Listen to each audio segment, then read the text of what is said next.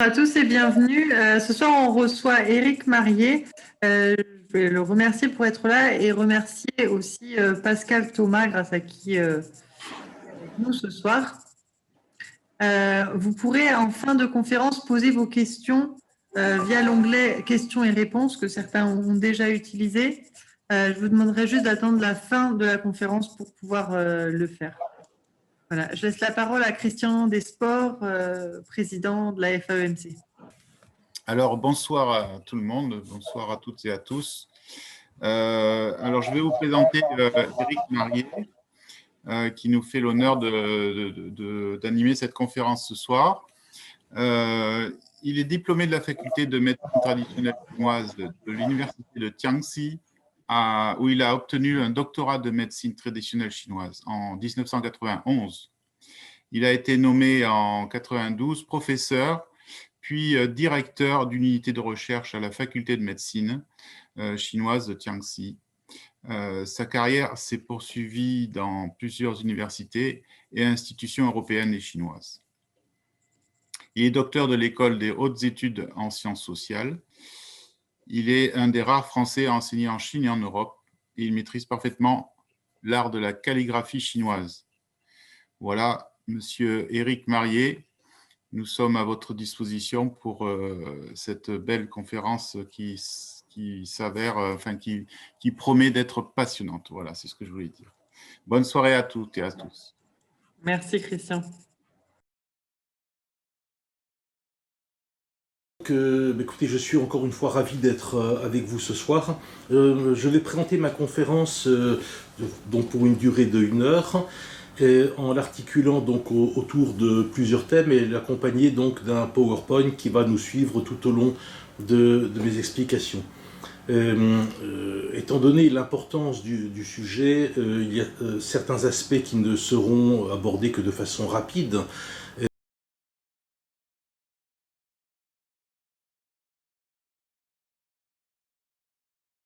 Alors, je suis extrêmement désolé de ce contretemps technique, mais nous allons essayer d'avancer.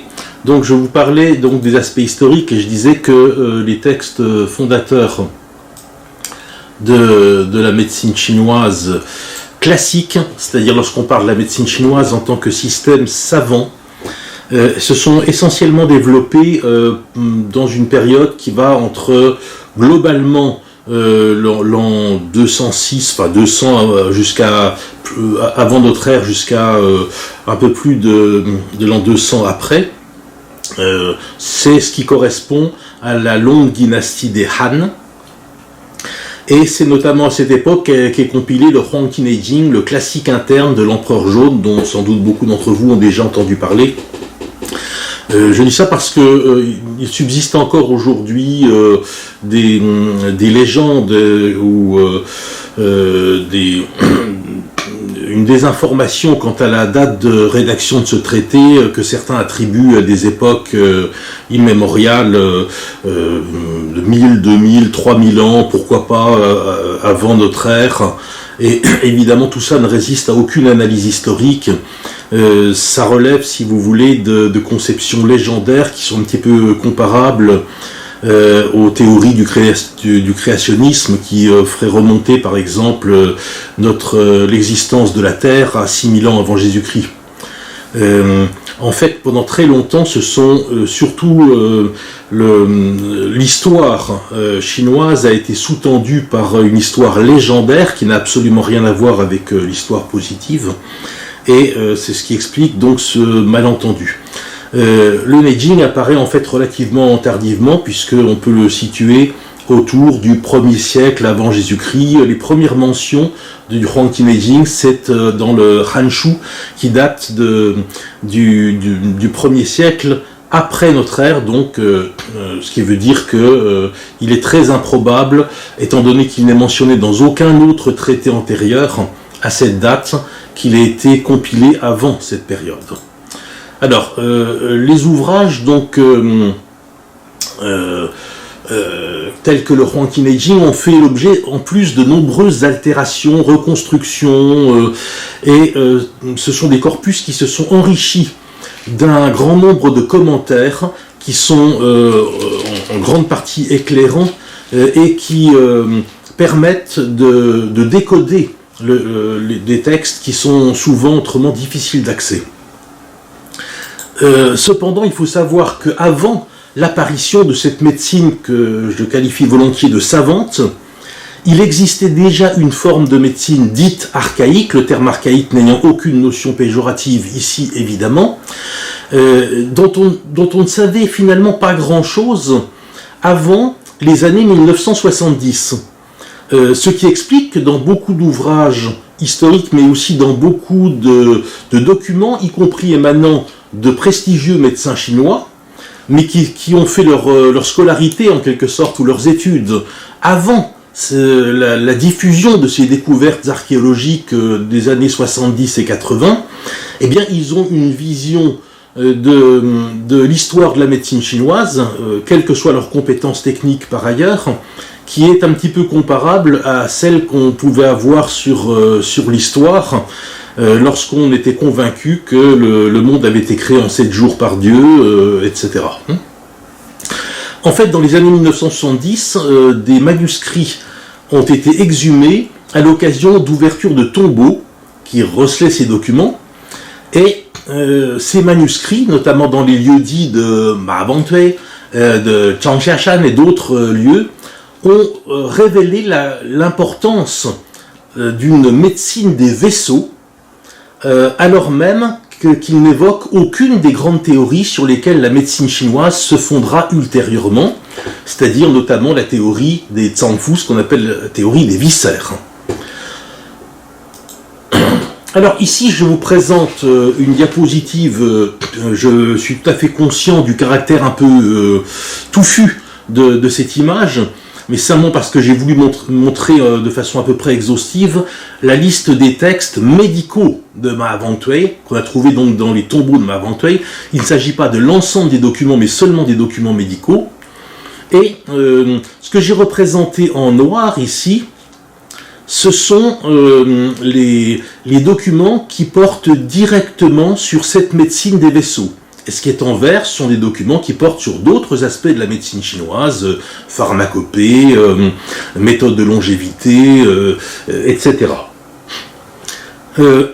Les chiffres, enfin les codes qui sont au début, mentionnent simplement que ces documents se retrouvent quelquefois sur le même rouleau de soie ou sur les mêmes assemblages de tablettes de bambou qui servaient de support pour la rédaction de ces documents. Donc, pour vous donner une idée un peu plus précise, nous allons voir dans la diapositive suivante l'ensemble des titres de ces manuscrits qui font référence à une médecine des vaisseaux. Alors, j'ai surligné en jaune leurs titres chinois. Il y a une chose qui est tout à fait intéressante à remarquer, vous pourrez regarder leur nom et leur traduction, mais ce qui est surligné en vert, c'est le caractère Mae, qui désigne en fait le terme vaisseau. Alors vous voyez que ce caractère Mae est présent dans l'ensemble de ces 5 textes importants qui parlent de la médecine des vaisseaux, et qui sont sans doute les plus anciens textes sur un système de canaux, qui exerceraient une influence sur la physiologie ou la pathologie dans le corps humain. Ce caractère Mae, il est intéressant à analyser alors il existe sous 2 formes.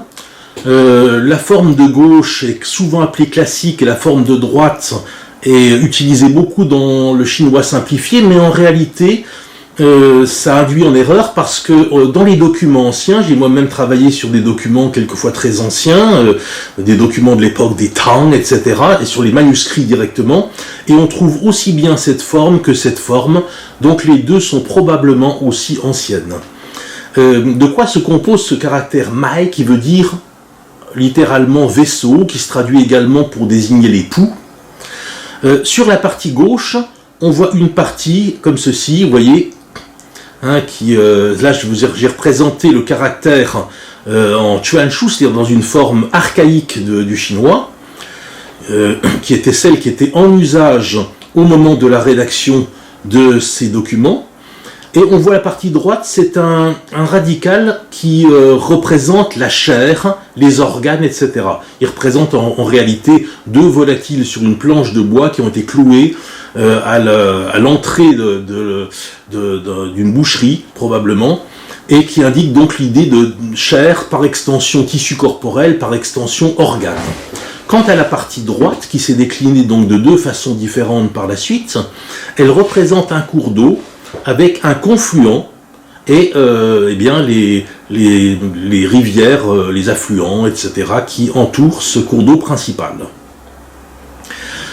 L'idée, en fait, de ce caractère est donc une partie du corps, en relation avec une notion de chair, d'organe, etc., dont la fonction est de transporter des fluides, des substrats, et qui comporte un aspect extrêmement ramifié.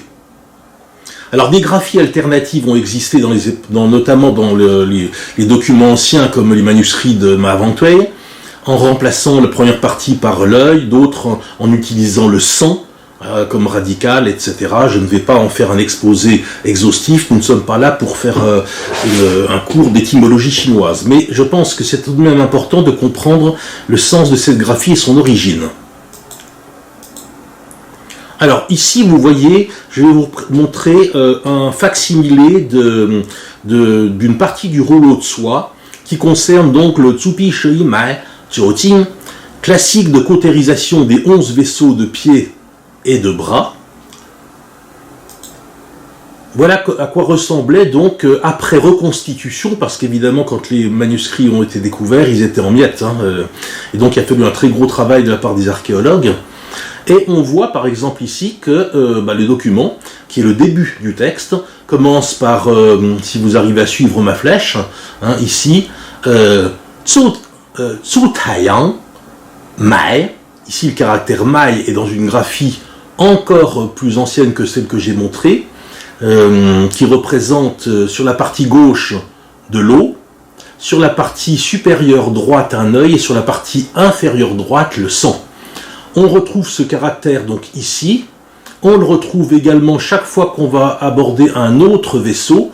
Par exemple, ici il s'agit donc du Tsu Taiyang Mai. Ici, Tsu Shaoyang Mai, on retrouve le caractère. Ici, Tsu Yangming Mai, etc. Et on décrit tout au long du document donc un certain nombre d'informations sur son trajet, sur les symptômes et maladies qui sont en relation avec ce vaisseau. Voilà, donc c'est un petit peu le thème de ce traité. Alors, dans les manuscrits de Mahavantway, Zhang Jiashan et les autres écrits qui sont antérieurs à l'époque de rédaction du Neijing et donc des classiques de la médecine chinoise, il faut savoir plusieurs choses. Premièrement, il n'est jamais question de Jing, le terme qui désignera par la suite les méridiens, ni de Luo, qui indique le terme de ramification collatéraux. On parle seulement, pour tous les vaisseaux, du terme Mai. Les termes Jing, Luo n'apparaîtront en réalité pour la première fois que dans le Huangqi Neijing, donc entendons par là vers le milieu de l'époque des Han, tout début de notre ère. Dans ces documents, il n'y a que 11 vaisseaux. Celui qui manque, c'est celui qui correspond dans la classification ultérieure au Shouzuyin, c'est-à-dire à l'enveloppe du cœur. Il n'est pas du tout mentionné, donc il faut savoir que dans les documents de cette époque, le nombre de vaisseaux n'est pas encore fixe. On a par exemple des documents qui en mentionnent 18, on a des représentations par exemple de statuettes ou autres qui n'en présentent que 9, etc. C'est seulement à partir du Huangqi Neijing qu'on commence à avoir une classification qui va rester stable de 12 méridiens principaux. Aucune mention n'est faite d'acupuncture ni de moxa au sens strict du terme. Mais on évoque des techniques utilisant les poinçons de pierre pour percer la peau et des cautérisations, mais qui ne se font visiblement pas à l'armoise. Ces méthodes sont particulièrement développées dans un texte qu'on trouve également à Mahawangtui et à Changjiashan. C'est le Maefa, c'est-à-dire littéralement méthode des vaisseaux. Le développement des méthodes de diagnostic et de traitement à cette époque est donc entièrement fondé sur les vaisseaux. Il faut savoir également que les 6 vaisseaux de pied font l'objet d'un développement bien plus important que ceux de main. Ceci sera à mettre en lien avec des théories ultérieures qui montreront bien que même s'il y a 12 méridiens, par exemple, dans l'acupuncture classique et dans la médecine chinoise classique, en fait, il y a surtout 6 méridiens. Les méridiens de pied sont les vrais méridiens, en quelque sorte, et leurs branches de main sont considérées souvent comme des annexes. On retrouvera ça d'ailleurs dans plusieurs chapitres du Suwen, je pense, des chapitres comme le chapitre 31, Jelun, sur le traité sur les fièvres, mais également d'autres dans lesquels on mentionne essentiellement les méridiens de pied, qui sont les plus longs, qui sont des véritables méridiens, parce qu'ils sont longitudinaux, ils traversent le corps. Le terme Jing, qui désigne méridien, signifie également les méridiens. D'ailleurs, pourquoi on appelait ces méridiens? C'est parce que, sans doute, la première fois qu'un jésuite ou qu'un explorateur a été confronté à ce terme, il a cherché le sens, et le sens Jing désigne les méridiens au sens géographique du terme, c'est-à-dire les lignes qui découpent la sphère terrestre longitudinalement. Et en fait, on a utilisé ce mot qui n'est pas un très bon mot en réalité, parce que le mot méridien en physiologie n'a pas beaucoup de sens. Les anglo-saxons lui préfèrent le terme de channel, si je continue à l'employer, c'est simplement parce qu'aujourd'hui, il est devenu un petit peu une référence et que je ne veux pas compliquer l'explication pour les personnes qui sont habituées à l'emploi de ce terme. Comme je vous l'ai dit, la notion de Mae est la seule qui existe dans les époques antérieures à la rédaction du Huangqi Neijing. Arrivé à l'époque des Han, il y a de nombreuses modifications dans la société. D'abord, comme l'époque des Han est une période de relative stabilité sur le plan politique, à la différence des époques qui ont précédé, je pense notamment à l'époque des royaumes combattants, où il y avait évidemment une très grande instabilité des États. Là, l'Empire est constitué, et il va y avoir donc énormément de fonctionnaires, de lettrés, qui vont travailler à la reconstruction d'un certain nombre de textes, et il est très probable que le Huangqi Neijing a été en grande partie rédigé à partir de notes diverses, peut-être plus anciennes, par les lettrés confucéens qui exerçaient, qui étaient en charge donc au début de la dynastie, au milieu de la dynastie des Han. Or, il se trouve qu'à cette époque, il y a un fort développement des techniques de l'irrigation au niveau agricole. Et la pensée de ces lettrés est de considérer que le corps humain doit être vu, doit être considéré à l'image de l'Empire. C'est pour cette raison qu'on a dans les textes classiques, je pense notamment au Suwen, mais évidemment tous les autres textes qui en dérivent, des termes qui sont des termes de politique. Quand on me demande souvent de définir la médecine chinoise, je dis s'il fallait la définir, je dirais que la médecine chinoise classique, c'est une médecine politique. Pourquoi politique? Parce qu'elle est fondée sur la représentation du corps humain comme un État, un empire. Et il y a de nombreux termes qui en témoignent. Le terme, par exemple, soigner, guérir, zhi, a le même sens que administrer. Des termes comme des termes de inwei, par exemple, chi nourricier, chi défensif, sont des termes qui appartiennent normalement au manuel destiné à la formation des officiers, manuel de campagne. Les organes sont définis à partir de fonctions politiques et administratives. Le cœur et l'empereur, le souverain, on va retrouver le chancelier, le ministre des armées ou de la défense, et ainsi de suite. Et le fait qu'on ait personnalisé ainsi les organes, eh bien, il y a eu également une tendance à s'interroger sur comment ces anciens mailles, on allait les intégrer dans la représentation du corps humain empire. Et évidemment, on a tout de suite pensé aux fleuves et aux systèmes d'irrigation qui se développaient et qui se ramifiaient donc dans la Chine ancienne à cette époque. Le terme Jing désigne donc assez couramment un fleuve ou un canal. De quoi est-ce qu'il est composé? Sur la partie gauche, vous avez un radical, le radical sémantique, qui indique un cocon de soie qu'on dévide. Sur la partie droite, ça représente un métier à tisser. Il faut savoir que cette partie droite se prononce Jing et qu'elle a également une fonction phonétique, puisqu'il s'agit d'un idéophonogramme. On voit ensuite le caractère Lo. Le caractère Lo, il représente sur sa gauche, on trouve donc le même radical du fil de soie, qui indique quelque chose de fin, une sorte de canal, etc. Et sur la partie droite, on a la représentation d'un pied dont la pointe est tournée vers l'extérieur, qui domine une bouche.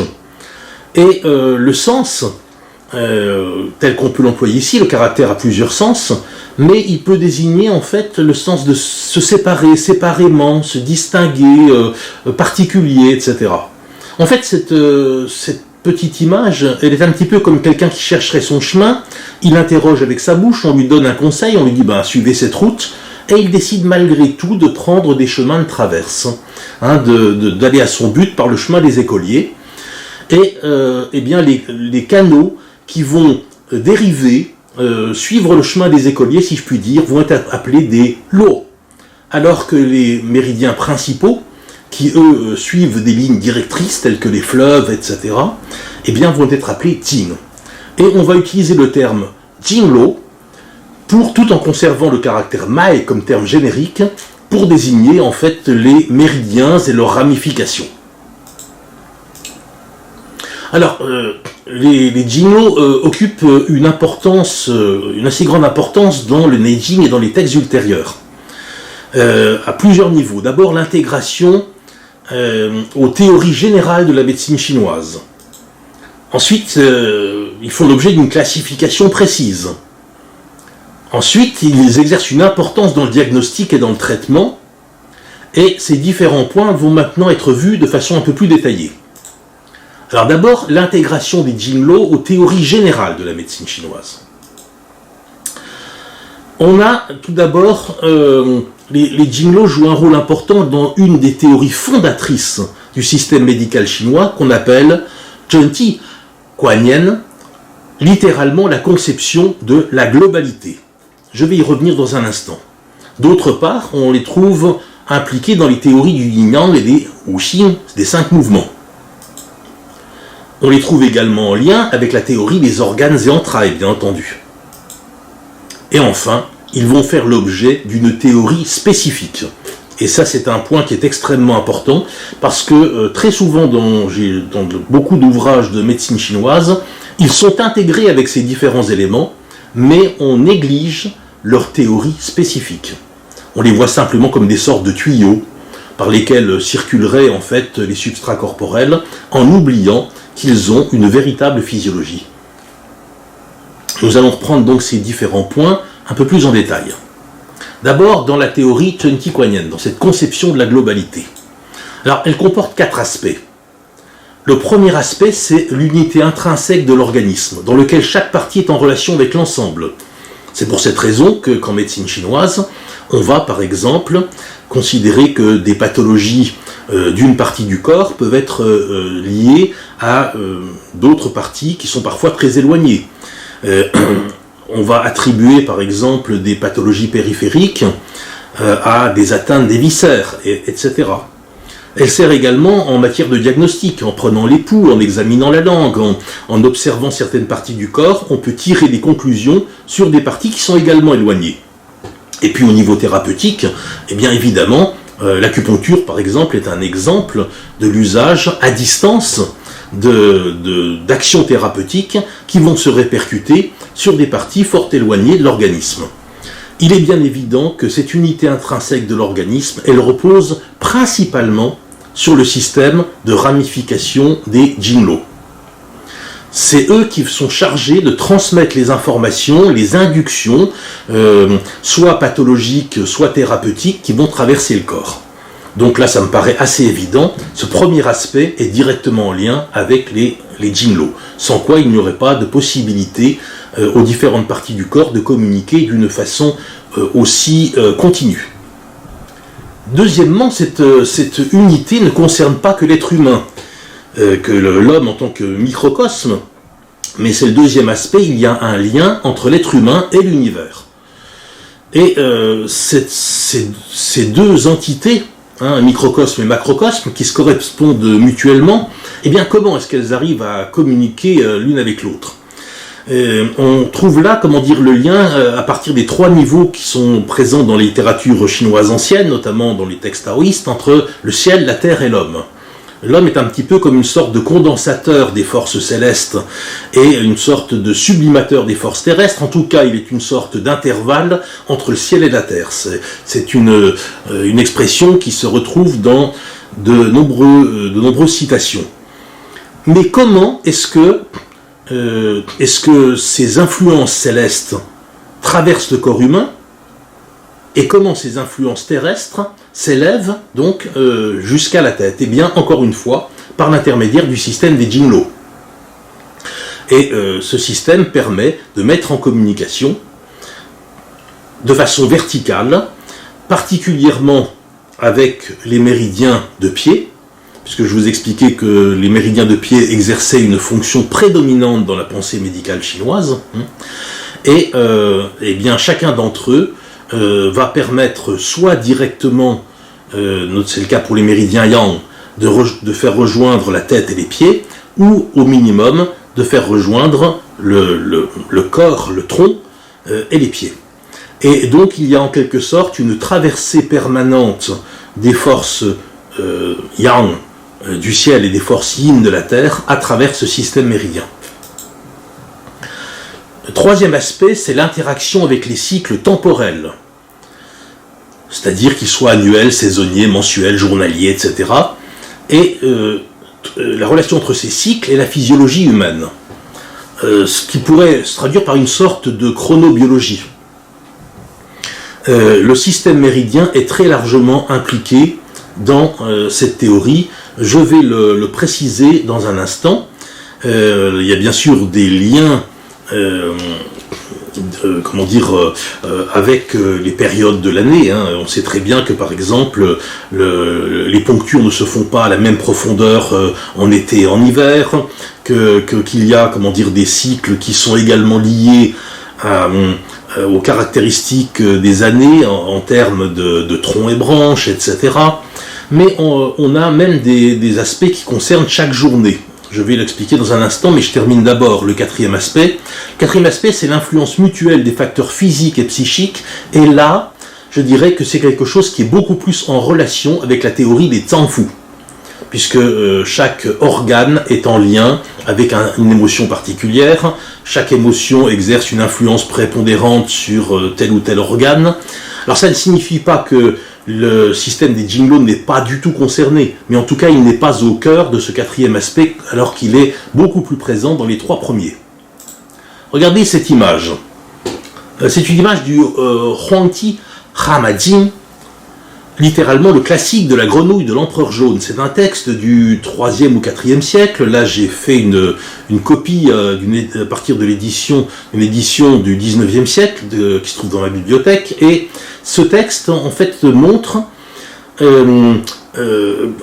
explique que dans l'ensemble des jours du mois lunaire, en fonction de la position particulière de la Lune, alors il y a toute une légende avec un lapin, une grenouille, etc., je ne reviens pas sur ces questions, et bien à chaque jour particulier du mois lunaire, il y a un ou plusieurs points qu'il faut éviter de poncturer, ou sur lesquels il ne faut pas faire de moxa, qu'il ne faut pas manipuler, Et ça montre bien en fait l'incidence que les Chinois anciens considéraient entre les cycles du temps, et y compris le système méridien et des techniques comme l'acupuncture.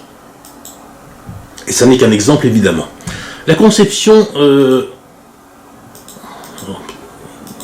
c'est revenu en arrière, pourquoi je ne sais pas, mais on va avancer.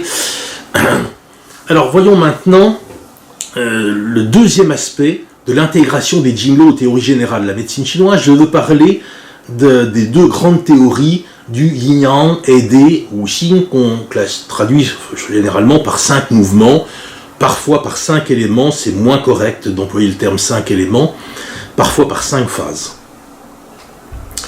Alors, la théorie du yin-yang, tout d'abord, est un système de classification des phénomènes, mais qui a des caractéristiques bien précises. En effet, on a souvent l'habitude d'intégrer les théories du yin-yang et des 5 mouvements, ce qui est tout à fait normal parce que ces deux théories ont évidemment de nombreuses corrélations, mais en même temps, il est très important de savoir distinguer ce qui relève précisément de l'une et de l'autre de ces théories, et surtout de comprendre à quoi elles servent. En effet, leur usage n'est pas du tout le même dans la pensée médicale chinoise. D'abord, la théorie du yin-yang est un système binaire et complémentaire. Il y a donc deux aspects. Tout ce qui est yin, ce qui est yin n'est pas yang, ce qui est yang n'est pas yin. Le yin et le yang s'opposent point par point. C'est une notion qui est même dialectique. Ils s'opposent au même titre que la chaleur et le froid, que la lumière et l'obscurité, que avant et arrière, etc. C'est un des fondements de la théorie du yin-yang. Ainsi, on peut dire que plus une chose est yin, moins elle est yang, plus une chose est yang, moins elle est yin, etc. On verra que c'est tout à fait différent avec la théorie des 5 mouvements. Deuxièmement, c'est un système de classification qui est universel. En effet, chaque élément du monde phénoménal peut se classer en étant plus ou moins une chose, quel que soit le critère qu'on emploie. C'est un système de classification qui repose sur une approche analytique.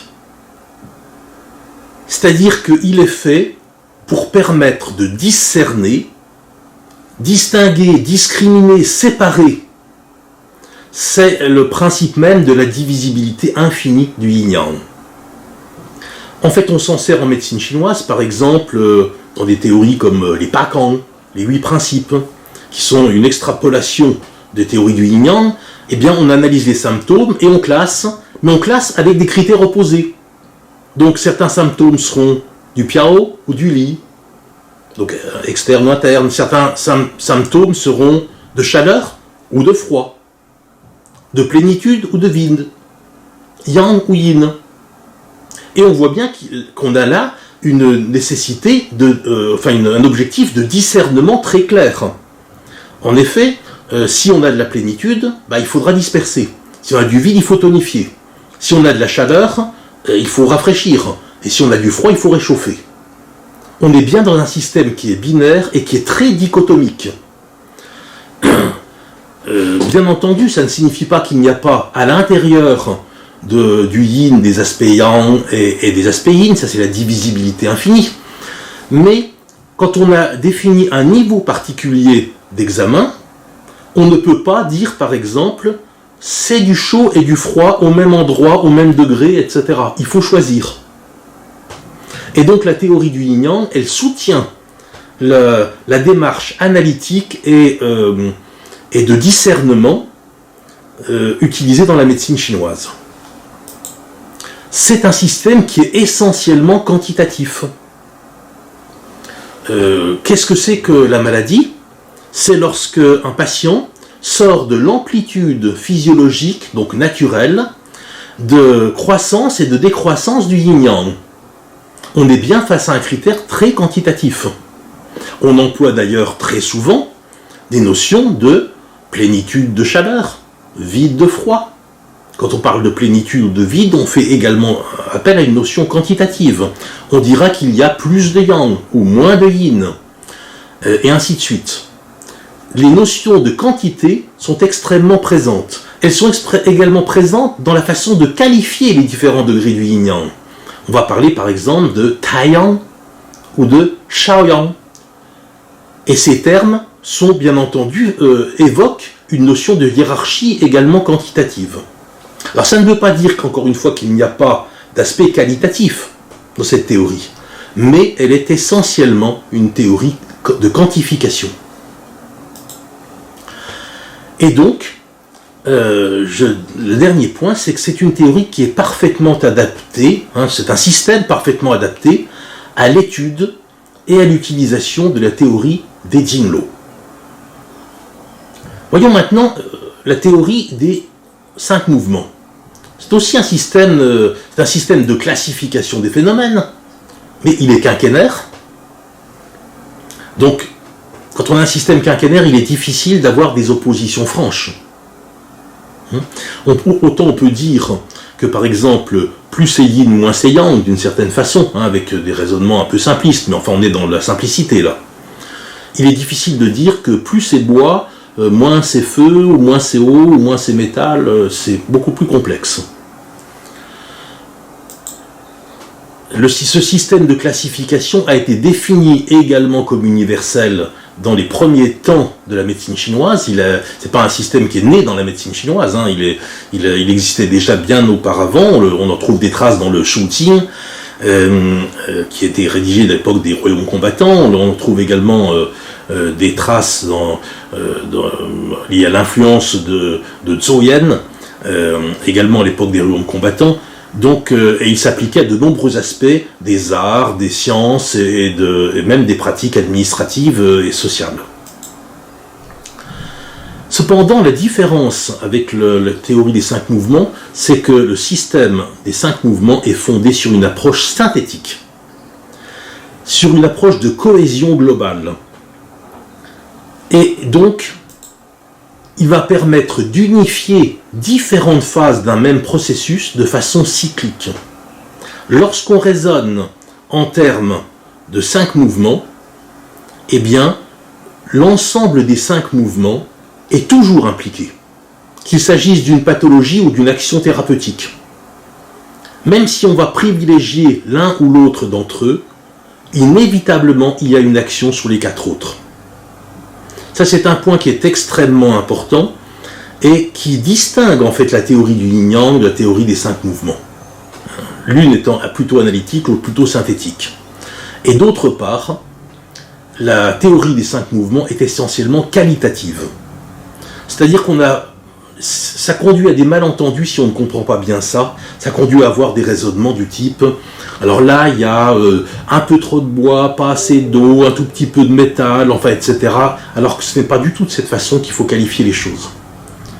En réalité, il faut comprendre comment les différents systèmes interagissent les uns avec les autres au sein de ces 5 mouvements. Et ça, c'est quelque chose qui relève parfaitement, qui est parfaitement adapté à l'étude et à l'utilisation de la théorie des Zhangfu.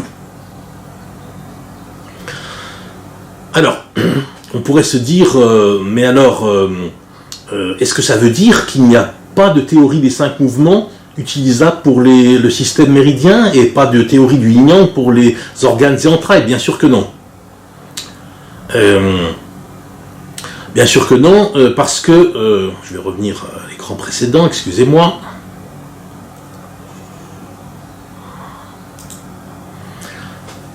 Parce qu'en réalité,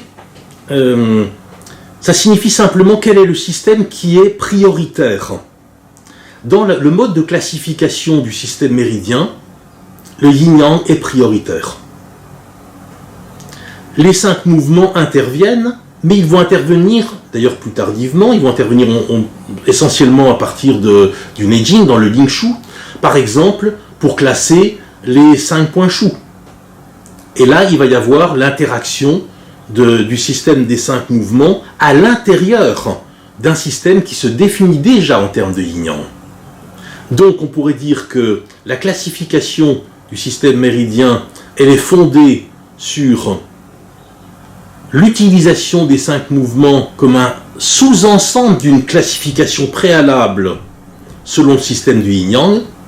À l'inverse, pour les organes et entrailles, on a le schéma inverse, c'est-à-dire que les organes et entrailles vont se classifier d'abord en fonction des wuxing, et ensuite à l'intérieur de leur fonction, de leur pathologie, etc., on fera une division en termes de yin-yang.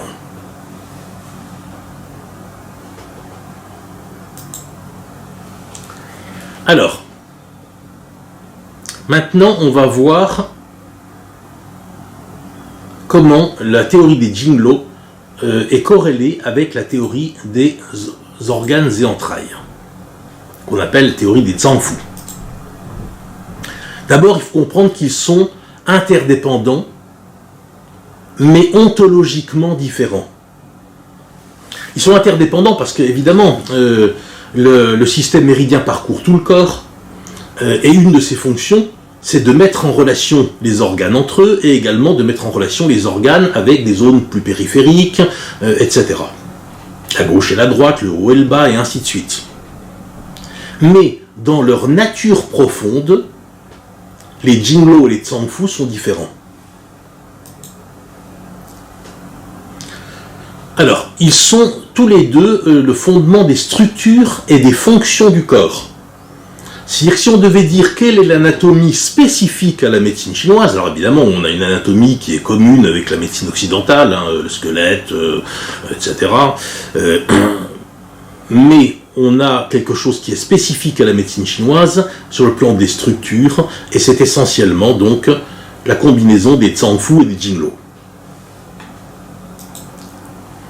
Les Jinglo, donc comme je vous le disais, sont organisés principalement selon l'yin-yang et secondairement selon les 5 mouvements. Tandis que les Zangfu sont organisés principalement selon les 5 mouvements et secondairement selon l'yin-yang, comme je vous l'ai expliqué précédemment. Et puis enfin, les Zangfu assurent les fonctions gouvernementales, centralisées. Ce sont les ministères de l'empire du corps humain. Tandis que les Jinglo assurent les fonctions plus locales, périphériques, comme transfert, communication, etc. Les Zangfu produisent les substrats, le qi, le sang, les liquides organiques, par les transformations du qi, les fonctions qi-roi. Leur action, si on devait faire une comparaison, relèverait donc davantage de la chimie en quelque sorte, la transformation de corps en d'autres corps, leur nature profonde étant littéralement modifiée. Les Jinglo transportent les substrats, le qi, le sang, etc., par les mouvements du qi.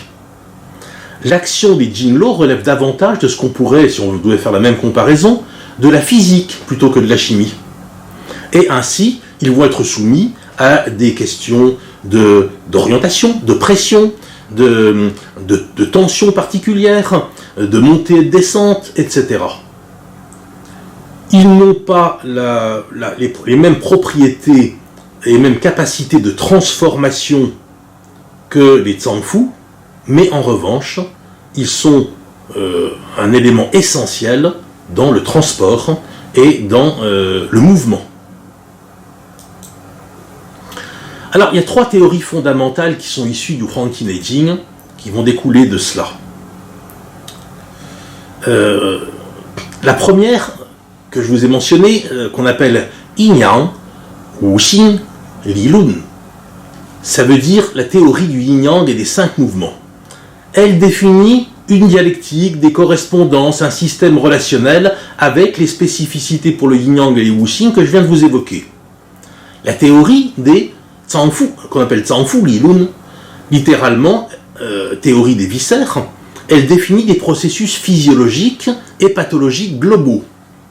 Et la théorie qu'on appelle Jinglo Li Lun, théorie des méridiens et ramifications, qui elle définit un processus dynamique vital et des schémas et des liens de transmission.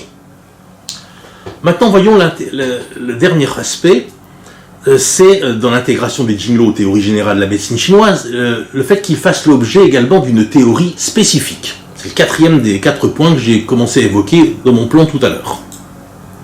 Alors,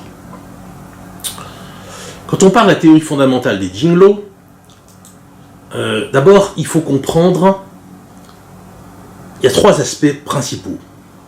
Le premier aspect, il faut les considérer comme ce qu'on appelle un Wanglo. Le terme Wanglo, ça veut dire un réseau. Quand on parle par exemple du réseau Internet, c'est aussi un réseau. Les réseaux Bluetooth, etc. Ce n'est pas un terme qui est spécifiquement médical. Mais ici, ça fait référence à un système qui permet d'illustrer, comme je vous l'ai fait tout à l'heure, la théorie chunqiguanienne, c'est-à-dire de mettre finalement tout en communication. Cependant, il y a un point qui est très important à comprendre et qui n'est pas toujours suffisamment développé, peut-être même pas connu. Souvent, les jinglo sont vus comme finalement une sorte d'ensemble de tubulures de plomberie. On a des systèmes de pression et les points d'acupuncture vont être comme des robinets, etc. On ouvre à un endroit, on referme à un autre, etc. Et donc, ils sont vus comme ayant une fonction un peu passive. Quand ils sont remplis par quelque chose, évidemment, ils vont conduire ce substrat quelque part. Quand ils sont taris, ils ne pourront pas le faire.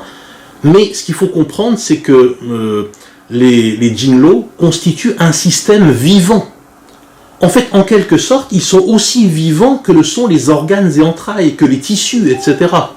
Ça veut donc dire que les jinglo peuvent être amenés à souffrir, ils peuvent être amenés à se dégrader, ils peuvent être amenés également à se reconstruire, ils peuvent être en plus ou moins bonne santé, et ainsi de suite.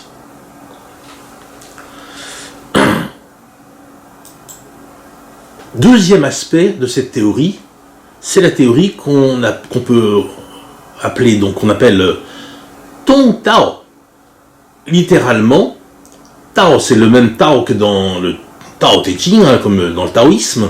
Ça veut dire une voie, un canal, et Tong veut dire circuler, drainer sans entrave. En fait, ils sont des Tong Tao par le fait qu'ils permettent les transmissions aussi bien physiologiques que pathologiques. Et bien entendu, sur le plan physiologique, ça joue un grand rôle parce que ça va permettre de les utiliser à des fins thérapeutiques, mais ils vont également être utilisés à des fins diagnostiques puisqu'ils transmettent des informations de type pathologique. Enfin, la troisième chose, c'est ce qu'on appelle Tuting, ce sont des moyens de communication. Qu'est-ce que ça veut dire des moyens de communication? Ici, je vous ai parlé de cette notion de réseau tout à l'heure. Eh bien, ils captent et ils conduisent aussi des informations. Ils permettent la transmission à l'ensemble du corps d'informations qui permettent au corps de réagir en fonction d'atteintes externes, en fonction de modifications physiologiques, etc.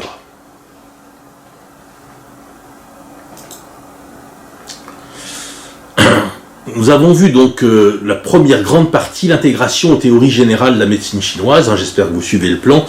Sinon, vous pourrez le revisionner avec la vidéo, puisque je la mettrai sans doute sur YouTube, sur ma chaîne par la suite. Il y a une notion de classification précise donc qui intervient dans la notion de jinglo. Je vérifie simplement une petite chose, c'est que l'enregistrement ne s'est pas coupé au moment. Excusez-moi, c'est une. Je ne sais pas si quelqu'un peut me renseigner sur ça de l'organisation, s'il voit. C'est bon, très bien. J'ai eu une petite émotion là, parce que comme j'avais quitté la réunion pour la retrouver, donc voilà, il valait mieux le vérifier. Alors donc, ils font l'objet d'une classification précise. C'est cette classification que nous allons voir maintenant. Alors d'abord, il faut savoir qu'on distingue deux grandes catégories principales. Ce qu'on appelle les Ting Mai, donc vaisseaux des méridiens. On retrouve le terme Ting qui indique un système donc assez important, ce serait comparable aux fleuves, serait comparable aux autoroutes, aux grandes routes nationales.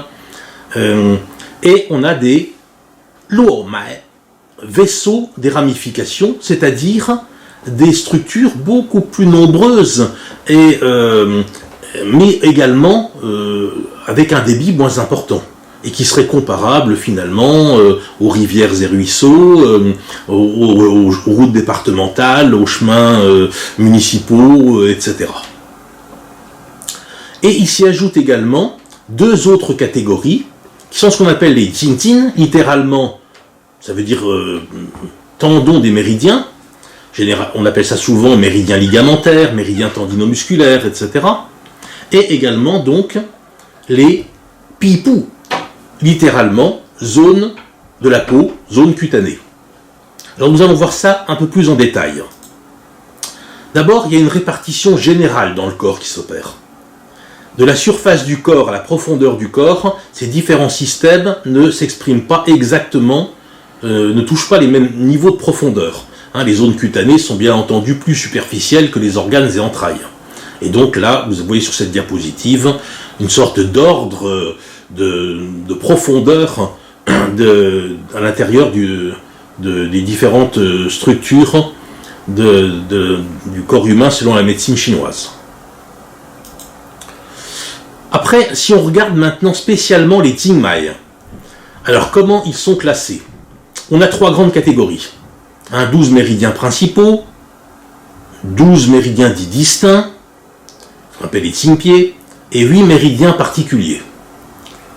Alors les 12 méridiens principaux sont divisés en 3 qui sont yin et qui se touchent, enfin qui sont en contact avec la main, 3 yang, donc au niveau de la main, 3 yin de pied, 3 yang de pied. Je vais développer tout ça tranquillement après, ne vous inquiétez pas. Pareil pour les méridiens distincts reprennent la dialectique en quelque sorte des méridiens principaux, mais ils fonctionnent en général par couple. Donc c'est pour cette raison qu'on les classe en 6 grands couples. Et puis on a enfin les méridiens particuliers qui sont au nombre de 8, 4 yin, 4 yang. Je vais le développer ensuite. Les luomai, eux, sont des vaisseaux, des ramifications. Ils sont divisés en 3 grandes catégories. Ce qu'on appelle des lots distincts, les pieds-lots en chinois. Il y en a un pour chacun des 12 méridiens, un pour chacun des 2 méridiens particuliers qui ont leur propre point, c'est-à-dire le Zhenmai et le Tumai, ce qui fait donc 14 en tout, plus un grand lot supplémentaire pour la rate, qui lui couvre en fait pratiquement une moitié du corps, comme une sorte de filet, qui se déploie donc du côté droit et du côté gauche. Après, on a des ramifications superficielles qu'on appelle des fulo. Les fulo sont innombrables.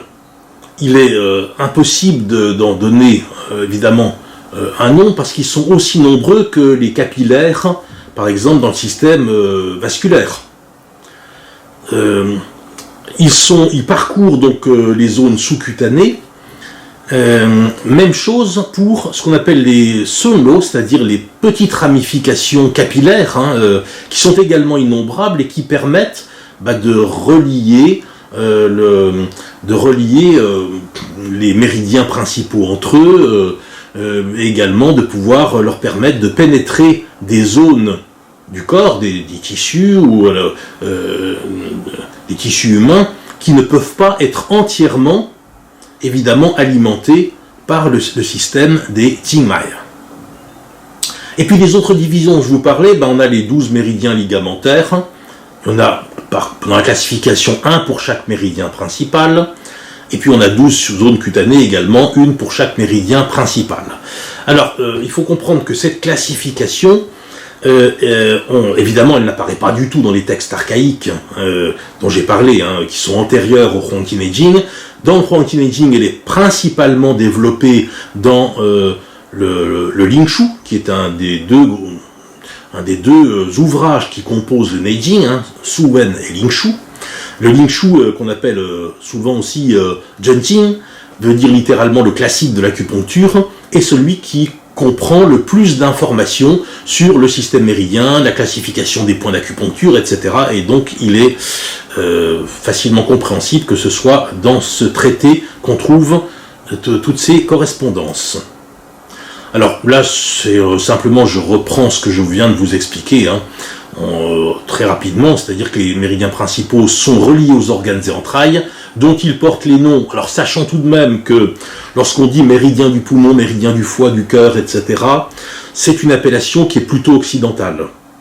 Les Chinois utilisent plutôt la classification fondée, on va voir juste après, qui est fondée sur le fait qu'il se termine ou qu'il commence à la main ou au pied, qu'il soit yin ou yang, et selon le niveau du yin ou du yang dans lequel il se situe. Donc on ne dira pas, par exemple, le méridien du poumon, même si, bien sûr, on sait depuis longtemps qu'il y a une connexion particulière, on va dire un lien privilégié avec le poumon, mais on va plutôt l'appeler donc, dans ce cas-là, Shoutain. Alors, ces méridiens principaux sont la principale voie de communication pour le Qi-El-Sang, et la plupart des points utilisés en acupuncture sont situés sur leur trajet. Les 12 méridiens distincts sont couplés, comme je vous l'ai expliqué, 2 par 2, et quittent les méridiens principaux, ils suivent leur propre parcours dans le corps, ce sont des itinéraires bis, en fait, pour reprendre l'exemple des routes nationales ou des autoroutes dont j'ai parlé précédemment. Ils traversent les viscères, ils vont rejoindre soit leur méridien principal d'origine, s'ils sont yang, ou le méridien principal yang couplé s'ils sont yin. Ça veut dire qu'ils soient yin ou yang, ils reviennent toujours vers le yang. Il y a des raisons à cela que je ne vais pas développer ici, parce que ce n'est pas un cours d'acupuncture.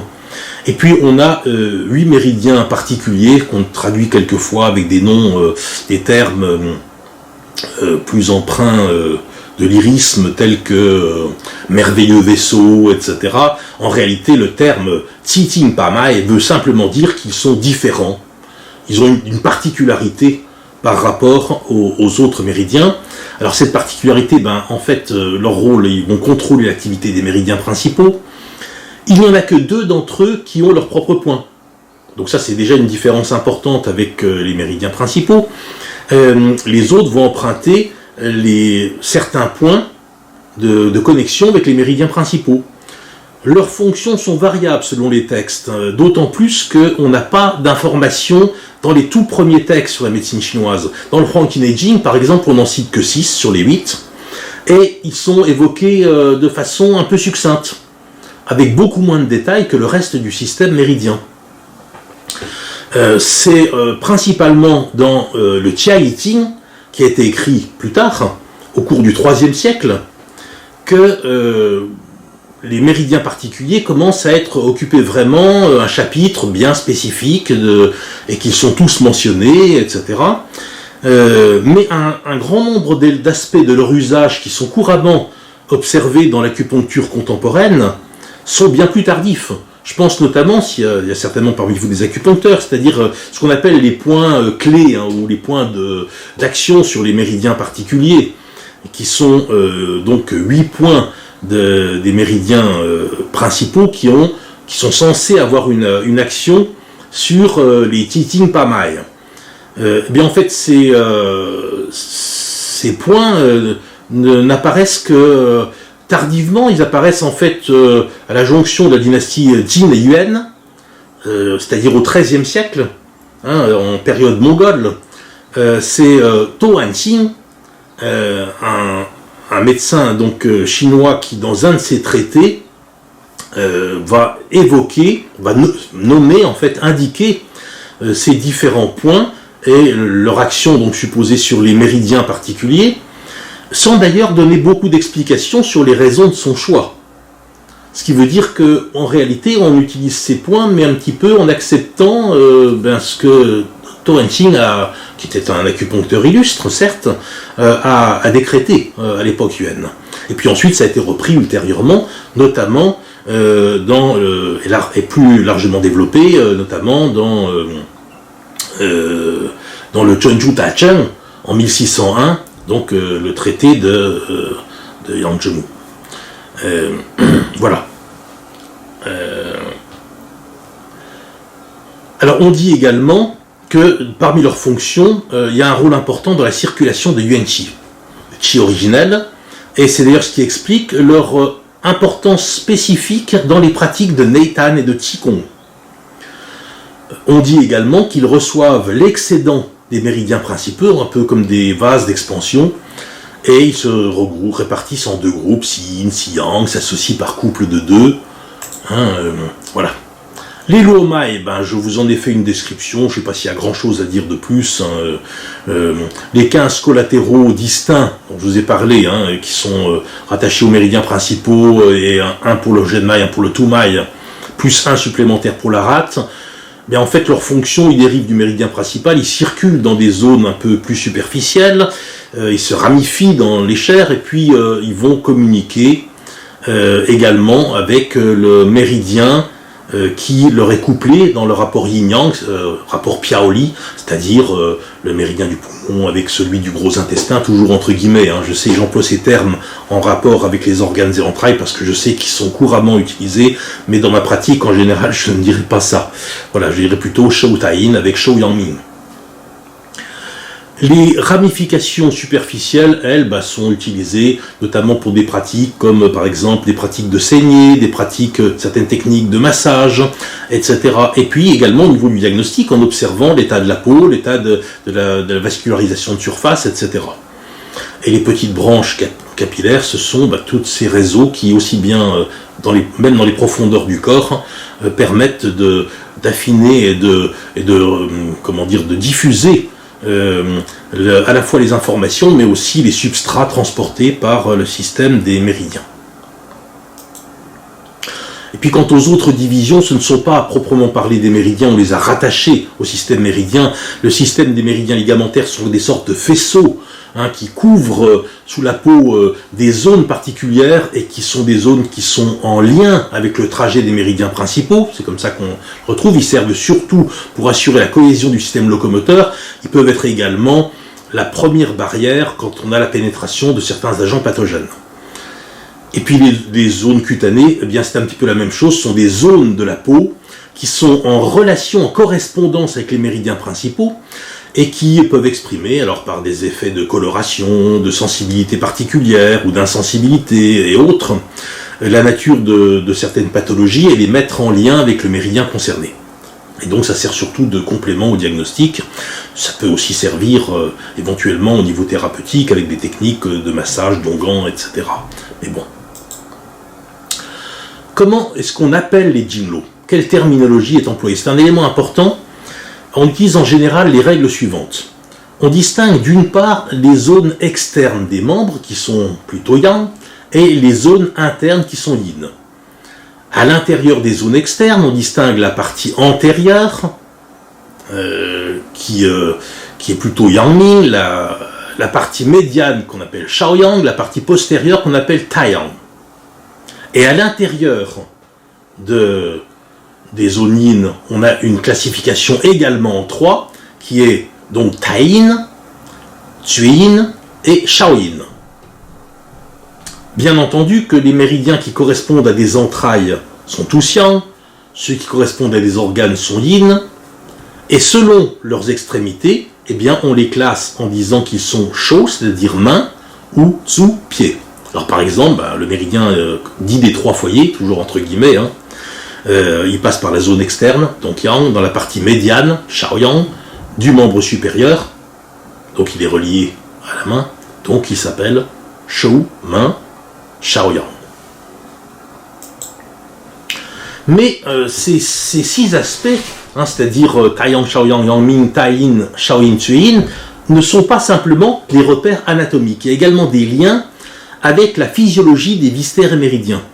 Alors, je ne peux pas rentrer dans des détails trop approfondis de médecine chinoise, ce n'est pas l'objectif dans une conférence publique comme celle-ci, mais en fait on a trois axes. Vous savez, le système méridien, je vous ai dit qu'il empruntait beaucoup à la théorie du yin-yang. En réalité, il est aussi un système qui permet de réunir la théorie du yin-yang qui est binaire avec un système qui est ternaire. Le système binaire du yin-yang, il faut comprendre qu'il correspond au nombre 2, mais il est une expression de deux manifestations du qi, considéré comme un système, le système, disons, le dénominateur commun à toute vie. on sait qu'il y a des transformations qui s'opèrent entre le yin et le yang, selon des cycles particuliers. En fait, ce qui permet l'échange entre le yin et le yang, ce qui établit la connexion entre le yin et le yang, qui fait que le yin et le yang ne se séparent pas, parce qu'ils sont de nature différente, et le yang pourrait s'élever, s'envoler, le yin s'enfoncer dans la terre. Ce qui assure donc la cohésion du yin-yang, vous savez, quand on représente le tai chi, vous savez, ce symbole qui représente le yin-yang avec les deux parties noires et blanches, ou rouges et noires selon les cas, et avec le point de couleur opposée, eh bien, le petit filet qui sépare les zones du yin et du yang, c'est la zone d'interaction du chi, et l'endroit, où se gèrent les tensions entre yin et yang. Donc on a affaire, en réalité, quand on regarde le tai chi, non pas à un système binaire, mais à un système ternaire. Et cette triplicité, comment est-ce qu'elle va s'exprimer à l'intérieur de l'opposition yin-yang, qui elle est binaire? Eh bien par des façons de se manifester, de s'exprimer pour le yin et le yang.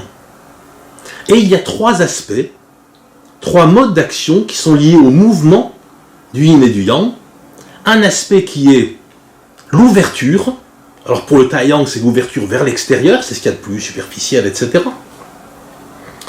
Un aspect qui est au contraire d'occlusion, de contention, qui est plus profond des trois yang. Et puis un aspect intermédiaire qui est appelé pivot, parce qu'il sert en fait d'articulation entre l'ouverture et la fermeture.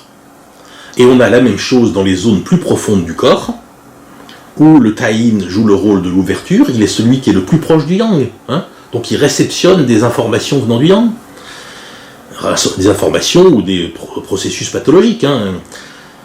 On a le tue-yin qui est le plus fermé, le plus clos dans le système, et le Shaoyin qui joue un rôle d'interface, donc de pivot entre les deux. Alors, voyons maintenant, on a terminé la classification, l'importance des Jinglo à partir du Neijing et donc dans les textes ultérieurs, dans le diagnostic et dans le traitement. Alors encore une fois, vous avez compris, comme je le dis souvent, ce que je vous fais partager aujourd'hui, c'est un petit peu la visite de Venise en hélicoptère. Vous comprenez bien qu'on peut passer une année à travailler uniquement sur la théorie des Jinglo. Donc en une heure, qui va d'ailleurs bientôt se terminer, on peut voir évidemment les choses que de loin. J'essaye simplement de partager avec vous une compréhension de la cohérence de ce système, et pas évidemment d'entrer dans tous les détails. Donc l'importance dans le diagnostic et le traitement, si vous voulez, quand on regarde quelle place peuvent occuper les Jinglo en allant du diagnostic jusqu'au traitement. Alors le diagnostic, ça commence par quoi? Le patient vient, il a une complainte. J'ai mal là, etc. Je me sens fatigué, enfin peu importe. Ou alors carrément une lésion visible. On utilise en médecine chinoise d'abord un examen clinique qui repose sur 4 temps. L'observation, l'olfaction-audition, l'interrogatoire et la palpation. Bon, examen clinique général. À ce stade, on n'a pas la moindre idée ni de la pathologie, ni du tableau clinique précis, ni évidemment de l'action thérapeutique qu'on va mener. Alors, il y a mentalement, ou on le fait rapidement quand on est un peu plus expérimenté, les débutants, ils passent un peu de temps, on va ensuite classer les différents symptômes et signes qu'on a recueillis à travers ces 4 temps d'examen, à travers les Pakang. Alors les Pakang, c'est un système dont je vous ai parlé tout à l'heure qui divise en yin-yang, interne-externe, froid-chaleur, profondeur ou piao surface. Et on définit si on a affaire plutôt à une chaleur interne, etc., plénitude ou vide, et ainsi de suite. Et ça permet déjà d'y voir un peu plus clair. À ce stade, on peut déjà faire un choix du traitement. En effet, les différentes thérapeutiques de la médecine chinoise, et ça on le sait depuis, on le sait déjà mentionné dans le Shi Qi, donc ça veut dire On le sait depuis l'époque des Han antérieurs, des Han de l'Ouest. Les différentes thérapies de la médecine chinoise ne servent pas exactement à faire la même chose. Les techniques, par exemple, simplement de modification diététique, de correction diététique, peuvent s'opérer sur certains types de pathologies. Pour d'autres, l'acupuncture est nécessaire. Pour d'autres, la pharmacopée, et ainsi de suite. Donc il va y avoir déjà ici un choix du traitement, par exemple pharmacopée ou autre. Je n'ai pas voulu vous les mentionner toutes pour ne pas encombrer davantage le petit croquis. Et puis, supposons que alors, si le traitement c'est de la pharmacopée, alors il faudra approfondir le diagnostic avec l'idée qu'on va donner un traitement et que ce traitement il se prendra généralement par la bouche. On n'aura pas une action locale sur le corps. Mais si par exemple c'est un traitement comme l'acupuncture ou comme le Tuina, alors à ce moment-là ça veut dire qu'il faut aller plus loin dans le diagnostic et on va passer à l'étape du diagnostic de méridien. L'étape du diagnostic de méridien, elle va passer par la palpation des méridiens. Alors la palpation des méridiens, il y a des médecins chinois, notamment Wang Jui, qui a écrit un ouvrage contemporain. Wang Jui est décédé, mais il y a quelques années, il a écrit un ouvrage qui a exercé une certaine influence sur les théories des méridiens et sur les méthodes de palpation des méridiens et sur d'autres choses. D'ailleurs, c'est un très bon livre, je vous recommande de lire. Mais la palpation des méridiens, c'est très ancien. Et je dirais même que c'est plus ancien même que les techniques thérapeutiques qu'on connaît en acupuncture. Parce qu'on trouve des traces déjà de la palpation des méridiens, sous la forme de palpation des vaisseaux, dans les traités archaïques dont je vous ai parlé, issus des tombeaux de Ma Wangtui et de Zhang Qiashan.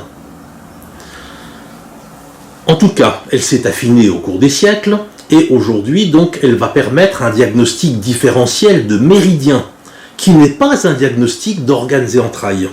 C'est autre chose. À partir de ça, ça va permettre, avec d'autres éléments évidemment, de sélectionner le ou les méridiens qui sont concernés, puis d'aller à l'intérieur vers une sélection de points, de techniques, s'agit-il de saigner, s'agit-il de telle ou telle manipulation d'acupuncture, etc. Donc on voit évidemment que dans le diagnostic, eh bien, le système méridien joue un rôle extrêmement important. Alors, avant de... Voilà, je suis arrivé au bout de mon exposé, mais je vais quand même revenir, juste pour vous donner une petite information, sur le plan thérapeutique. Le système méridien, il est aussi très important. Pas seulement d'ailleurs en acupuncture. En acupuncture, ça paraît tellement évident qu'il ne me paraît pas nécessaire d'insister sur ce point, puisqu'on utilise le système méridien pour effectuer le traitement. Mais même dans le traitement de la pharmacopée, les drogues ont des tropismes particuliers qui empruntent tel ou tel aspect de méridien. Donc, par exemple, lorsqu'on a une céphalée, la céphalée, elle est le résultat d'un processus physiopathologique. Alors, ce processus physiopathologique, il peut être mettre en cause les organes et entrailles, le système méridien, tel ou tel substrat, le qi, le sang, le yin, le yang, etc. Une fois que le diagnostic est posé, on connaît le processus, on va dire, éthiopathogénique, qui est à l'origine du symptôme. Mais le même processus éthiopathogénique peut très bien se manifester selon des zones différentes de la tête. On aura par exemple des céphalées frontales, pariétales, temporales, occipitales, etc. Si on veut agir sur cette zone particulière, on va donner un traitement par exemple de pharmacopée qui agit sur le processus physiopathologique, c'est le noyau de la formule, mais on va devoir y ajouter des drogues qui ont un tropisme vers tel ou tel méridien. Et si c'est effectivement une pathologie, par exemple, oculaire, des symptômes oculaires, des symptômes de céphalée frontale, eh bien on va utiliser très souvent le Yangming, et des drogues qui vont se rendre dans le Yangming parce que tout simplement, le méridien du Yangming, notamment le méridien ici de l'estomac, mais aussi celui du gros intestin, commence sur la partie vraiment sur la face et touche donc les yeux. Si on a affaire à des douleurs plutôt occipitales, eh bien on va s'orienter davantage vers le taiyang, et on va donc choisir à ce moment-là des drogues adaptées au taiyang pour qu'elles servent de guide à travers le méridien. Donc le système méridien, il dépasse de très loin le cadre de l'acupuncture. Et puis je voudrais ajouter également une chose, c'est que ce système méridien, il est aussi évidemment fondamental dans toutes les pratiques de Qigong. C'est quelque chose qui évidemment doit concerner un grand nombre des auditeurs de soir en priorité. Je pense particulièrement à certaines pratiques de Neitan, mais également des pratiques externes. Certaines pratiques de Neitan, par exemple, des méthodes telles que ce qu'on appelle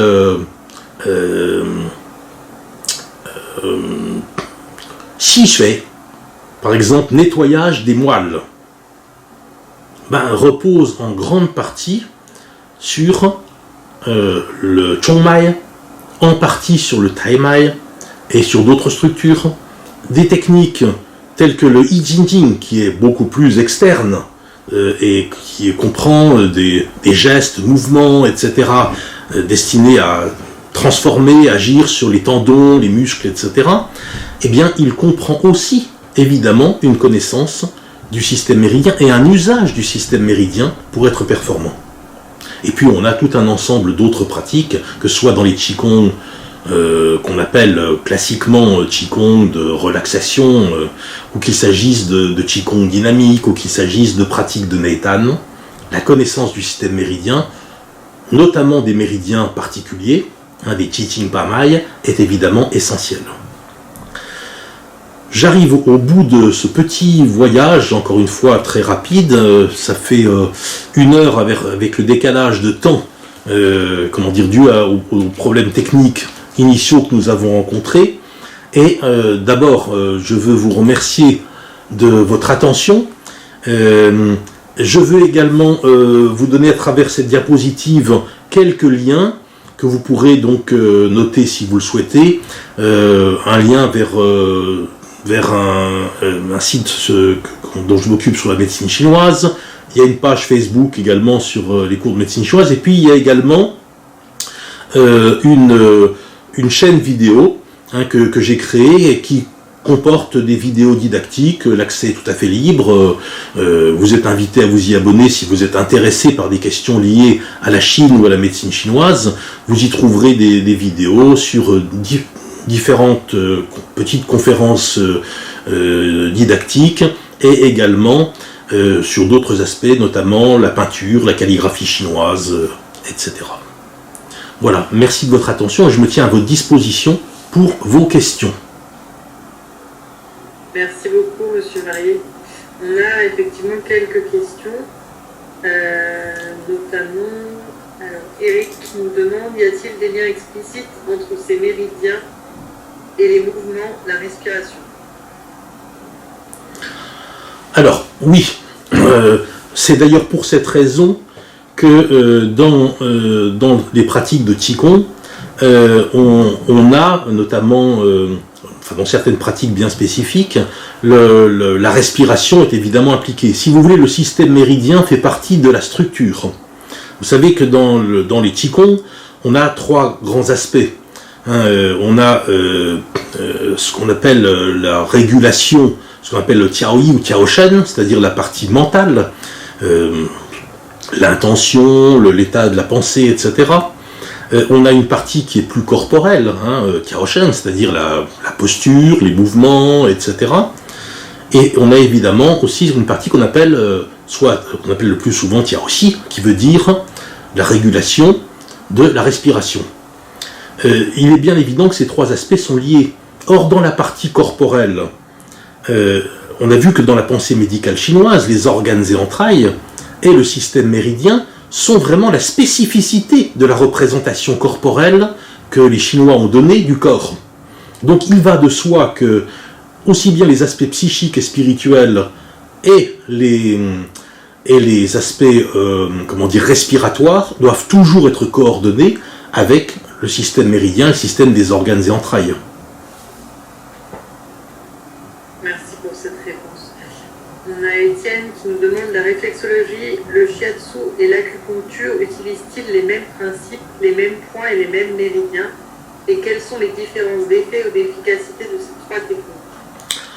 Bon, alors, déjà, il faut comprendre une chose, c'est que on ne peut pas faire de syncrétisme entre des techniques qui sont historiquement et géographiquement nées dans des conditions tout à fait différentes. En effet, la médecine chinoise donc, est un système qui est né en Chine et qui s'est diffusé ensuite essentiellement à l'ensemble de l'Asie orientale, puis, beaucoup plus tardivement, à l'ensemble du monde. Il y a une représentation qui est propre à la culture chinoise. La réflexothérapie, ou la réflexologie ou la réflexothérapie, ça comprend des techniques qui, pour certaines, sont d'essence occidentale. Donc, naturellement, on ne peut pas dire que c'est la même chose. Le shiatsu est une technique qui a, au départ, emprunté beaucoup d'aspects du tuina chinois, des techniques de massage chinoise. Il faut savoir que beaucoup de la médecine japonaise vient de Chine, à différentes époques. Les Japonais, depuis l'époque des Tang, sont venus en Chine et ils ont intégré certains aspects de la médecine chinoise, puis en arrivant dans leur archipel, ils ont eu un réflexe d'insulaire, c'est-à-dire que ils ont développé, affiné, approfondi, et ils ont concentré certains aspects qui leur correspondaient sans doute le mieux. Et les techniques de shiatsu, qui sont au départ beaucoup de pratiques familiales, qui sont nées d'une spécificité de certaines des techniques du tuina, mais qui ont été étendues et développées avec d'autres théories complémentaires propres à la médecine japonaise. Alors vous voyez qu'on a trois systèmes théoriques, il y a certainement des techniques qui vont se retrouver entre les trois, mais on ne peut pas faire d'amalgame. Quant à l'efficacité, vous comprenez bien également une chose, c'est que on ne peut pas dire dans l'absolu que, par exemple, le tuina, le massage chinois, ou le shiatsu, ou la réflexothérapie, soit efficace ou inefficace. Ça dépend beaucoup des pathologies qu'on rencontre. Il y en a qui seront peut-être plus performantes dans l'un ou l'autre des systèmes. Ça dépend des patients, et ça dépend aussi en très grande partie de la compétence et de la qualification des praticiens. Donc ça, c'est un petit peu comme si on disait qu'est-ce qui est plus efficace, par exemple, la chirurgie ou la psychanalyse. Ça dépend pourquoi, évidemment. Ou même si on prenait, en prenant des choses moins éloignées, si on disait par exemple, est-ce qu'il est plus efficace, par exemple, d'avoir un traitement d'ostéopathie, ou alors plus efficace, par exemple, de suivre une cure de kinésithérapie. C'est aussi très difficile de répondre à une question comme celle-ci de façon générale. Mais je pense que vous avez compris les arguments que j'ai exposés. Bien sûr. Éric Demourou nous demande, existe-t-il des représentations, notamment en 3D, de ce système des méridiens? En 3D, est-ce que vous voulez dire... je ne comprends pas très bien. Vous voulez dire, en 3D, il a existé en Chine des statues. On en trouve dans les époques déjà assez anciennes. On connaît bien évidemment les Tongzhen, les hommes de bronze qui datent de l'époque des Song, qui ont été sous l'impulsion du médecin Wang Wei. Donc là, effectivement, c'est bien une représentation en 3 dimensions du système méridien et des points, puisqu'ils servaient même pour les examens, les examens impériaux. Après, on a également des statues qu'on retrouve aussi bien en Chine, au Japon, etc., en très grand nombre. Donc tout ça, c'est évidemment en 3D. Et puis à notre époque, on a non seulement des petites statuettes en matière, en latex ou autre chose pour repérer les points et pour les poncturer, etc., éventuellement, de tailles différentes, jusqu'à la taille grandeur humaine. Mais on a également aussi des systèmes logiciels qui permettent de faire tourner le corps, etc., comme ceux qu'on utilise en anatomie. Alors, pourquoi pas pour l'acupuncture, évidemment, et pour la localisation des méridiens et des points. Merci. Une question, après, plus en lien avec les pratiques de la FAEIC. Comment nos mouvements de tai chi influencent, interagissent avec les méridiens? Voilà une question, et vous me donnez combien de temps? En fait, toutes vos pratiques, normalement, en tout cas je le suppose, interagissent avec le système méridien. qu'elle soit statique ou qu'elle soit dynamique. Comme je l'ai expliqué tout à l'heure, dans la mesure où les méridiens sont un des éléments qui est au cœur de la physiologie. Donc, ou bien vos pratiques n'ont aucun effet physiologique, ni psychique. Et dans ce cas-là, pourquoi pratiquez-vous? Ou bien alors, elles ont toutes une action, à la fois sur vos viscères et sur le système méridien, ce qui justifie votre assiduité.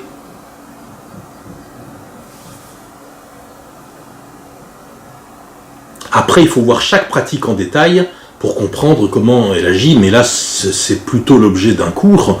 Alors, vous avez mentionné Pascal, qui, en fait, notre rencontre aujourd'hui a été au départ initiée par lui, et les restrictions sanitaires n'ont pas permis d'organiser au départ un séminaire qui devait avoir lieu à Lyon, dans lequel je devais parler, mais sur 2 jours, de tous les liens qu'il y a entre le système des méridiens et ramifications, des Jinlo, et notamment des Qigong. Mais ça n'est que partie remise, et donc je vous invite, si vous êtes intéressé par ces questions particulièrement, à ne pas hésiter à laisser un lien. Je vous remets, si vous voulez, voilà. Les liens ici pour que vous puissiez en prendre note et vous envoyer par exemple à l'onglet contact, vous laissez vos coordonnées et à ce moment-là on vous préviendra si je les transmettrai et il pourra vous envoyer un petit mot si vous êtes intéressé par ce genre de thématique. Est-ce qu'il y a d'autres questions? Encore beaucoup de questions, donc on va peut-être en prendre une dernière et puis on s'arrêtera là.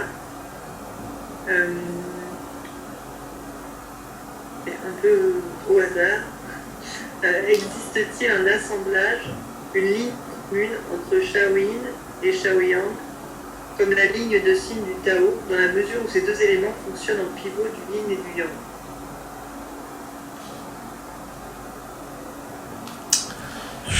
J'ai un peu de mal à saisir la question, je dois dire. Qu'est-ce que...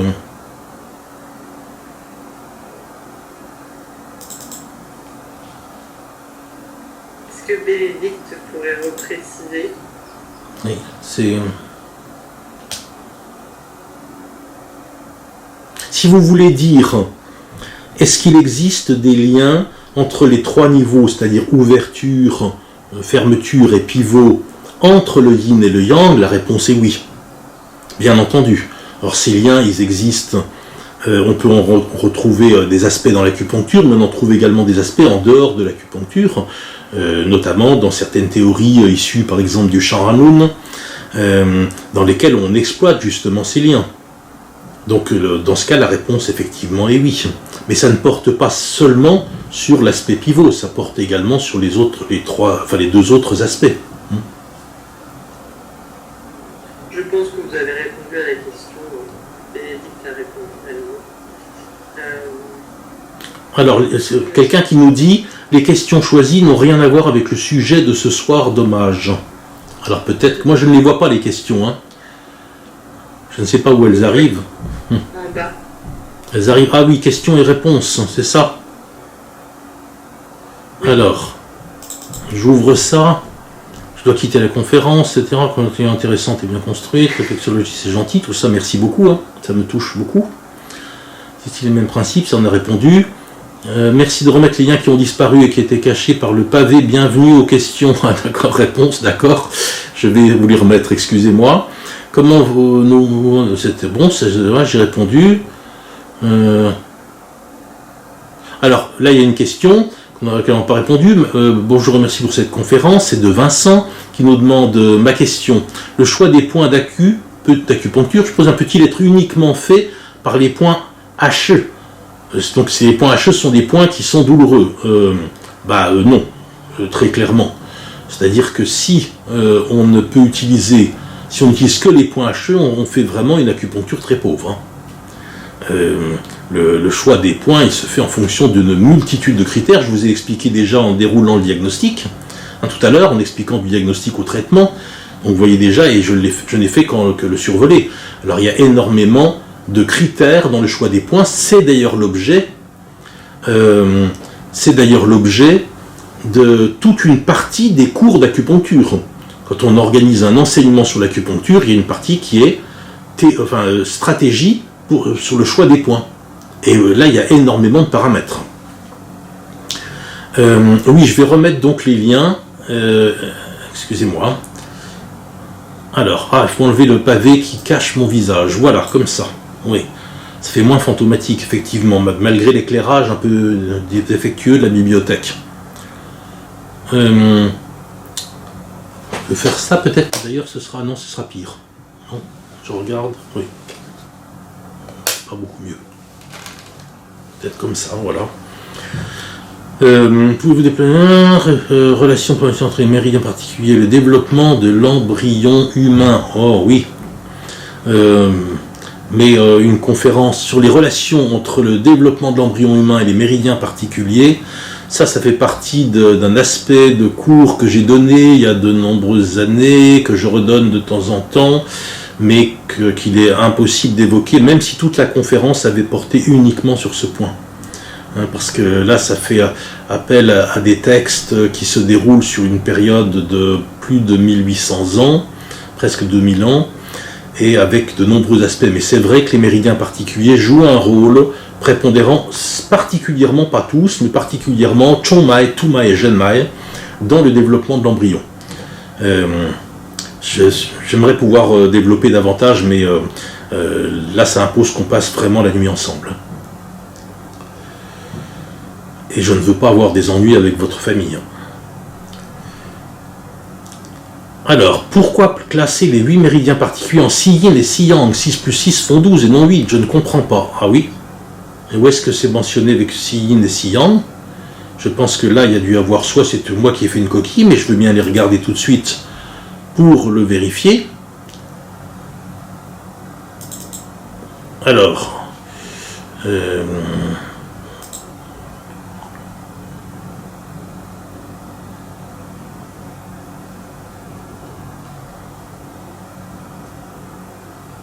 Ah non, il y a bien 4 yin et 4 yang dans le tableau. Alors peut-être que j'ai fait une coquille en tapant, je ne sais pas, à un moment donné. En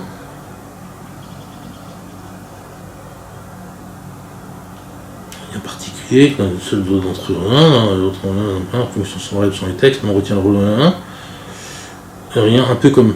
Ils se répartissent en 2 groupes. Oh oui, mon Dieu, si yin et si yang. Et s'associe par couple de 2. Bon sang. Bah écoutez, excusez-moi, pourtant je n'avais pas bu. Bah évidemment, c'est juste une coquille. Hein. Je vais la corriger. C'est bien, je vous remercie beaucoup de me l'avoir fait remarquer. Je corrige ça tout de suite. Parce qu'évidemment, c'est simplement une coquille. Rien de plus. Et ça n'a...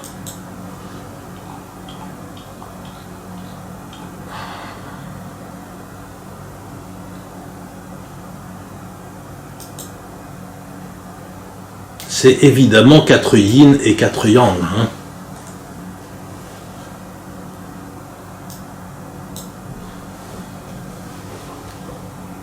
Voilà. Ok, j'enregistre et je vous remets tout de suite le diaporama. Voilà, 4 yin et 4 yang, je pense que là vous le voyez.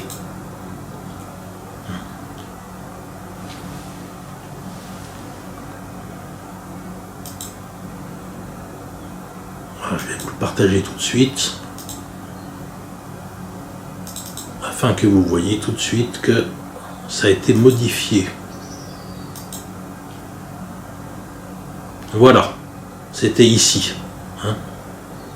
Donc voilà, merci et excusez-moi encore pour cette coquille. Alors, je regarde...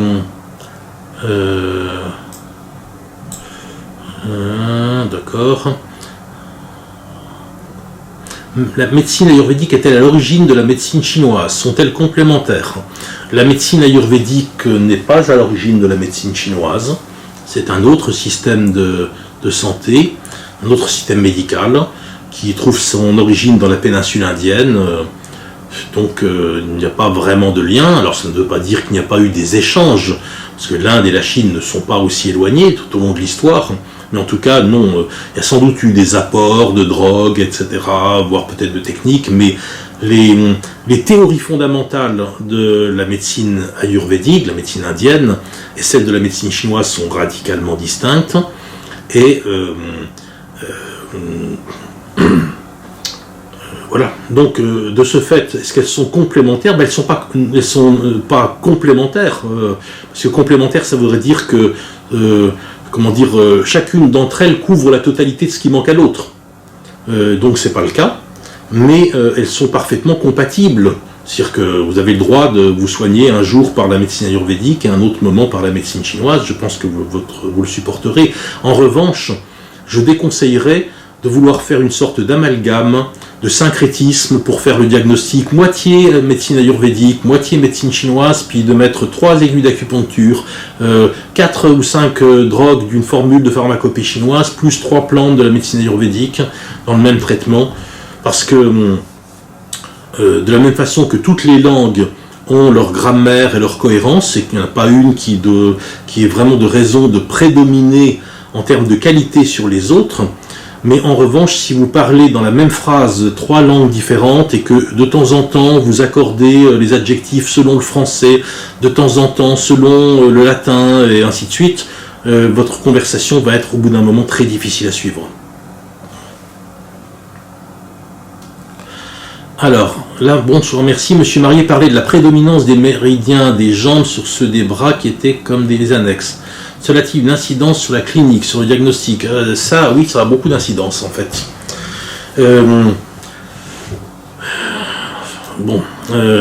Si vous voulez, ça veut dire que déjà, sur le plan de la physiologie, de la physiopathologie, on va considérer que les pathologies qui passent, les grandes pathologies par niveau, c'est-à-dire Taiyang, Shaoyang, etc., mettent principalement en cause les méridiens qui traversent le corps, qui sont les méridiens de jambes, de membres inférieurs. Et il suffit simplement de regarder une chose très simple. Les méridiens des membres inférieurs ont vraiment des liens, par exemple, beaucoup plus directs avec, par exemple, les méridiens yang avec les viscères que non les méridiens des membres supérieurs. Quand vous avez, par exemple, un problème de vésicule biliaire, une pathologie de la vésicule biliaire, par exemple l'humidité-chaleur de la vésicule biliaire, on a beaucoup de points du méridien de la vésicule biliaire, donc le Tsu Shaoyang, qui est un méridien de pied, qui peuvent répondre à ce dysfonctionnement. Pareil pour les pathologies digestives avec l'estomac.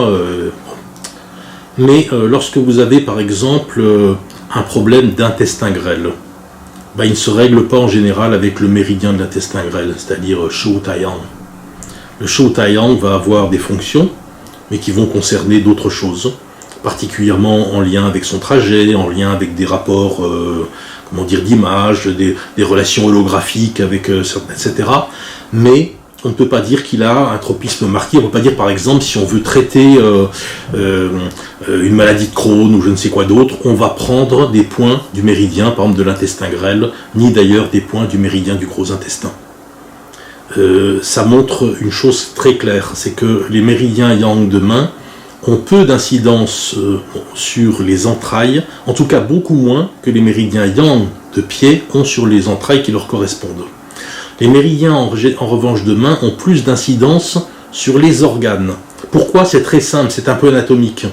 Les méridiens yin de main, ils partent de la poitrine, du thorax, et ils vont vers les mains. Or, il se trouve que les trois méridiens yin qui sont rattachés aux mains correspondent à des structures viscérales qui sont dans la poitrine, c'est-à-dire le poumon, le cœur, l'enveloppe du cœur. Donc le lien est beaucoup plus direct. Ce n'est pas le cas pour les méridiens yang de main. Par exemple, le gros intestin, il est dans le foyer inférieur. Et donc c'est seulement... Alors bien sûr que le méridien va, par une branche interne, rejoindre l'entraille, etc. Mais il fait beaucoup de choses par branche interne. Donc je ne dis pas que ça n'a absolument aucune incidence, mais on ne peut pas dire il y a un problème de gros intestin, donc je choisis des points du gros intestin. D'autre part, il y a une chose que vous pouvez remarquer très facilement, c'est que les 3 méridiens yin de pied ont un trajet beaucoup plus grand, ont beaucoup plus de points, donc aussi beaucoup plus de connexions que les 3 méridiens yin de main. Et même chose pour les 3 yang de pied et les 3 yang de main. Il y a une grosse différence. Et les Chinois ont remarqué ça dès les premiers temps. Quand je regardais, dans la journée, je regardais le texte chinois, la copie d'un manuscrit donc, de Mahabharata, parce que je recherchais quelque chose. Et je voyais par exemple le volume respectif. On a à peu près 4 fois plus de volume qui est dévolu au Tsu Taiyang, Tsu Shaoyang, etc., tout ce qui est dessous, c'est-à-dire tout ce qui est en lien avec le pied, que le volume de texte qui est en lien avec ce qui correspond à la main, qui le plus souvent se ramène à 2 phrases, 3 phrases.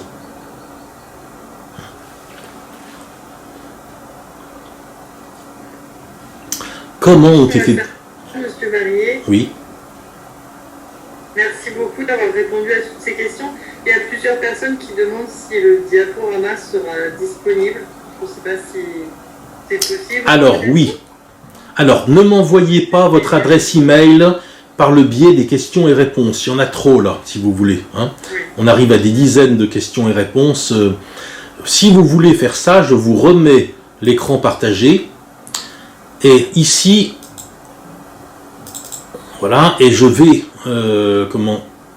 vous remettre les liens. Il sera... attendez.